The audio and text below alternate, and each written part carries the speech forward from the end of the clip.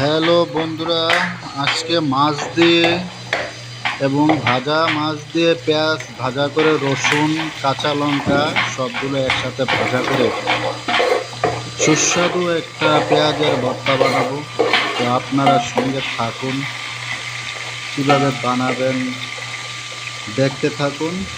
সুন্দর একটা রেসিপি, পেঁয়াজ রসুন কাঁচা লঙ্কা মাছ এগুলো একসাথে ভাজা করে কীভাবে আপনারা সুস্বাদু একটা ভর্তা তৈরি করতে পারবেন এবং গরম ভাত দিয়ে খেতে সেই রকম স্বাদ লাগবে বন্ধুরা। তো আপনারা যদি দেখতে থাকুন কীভাবে আমি বানাচ্ছি সেই রেসিপিটা।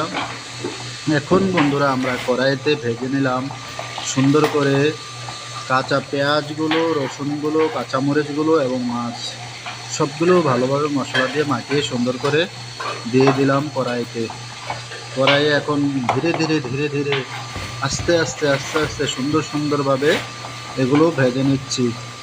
ভেজে ভালোভাবে ফ্রাই করার পরে তুলে তারপরে ভর্তা বানিয়ে নেব।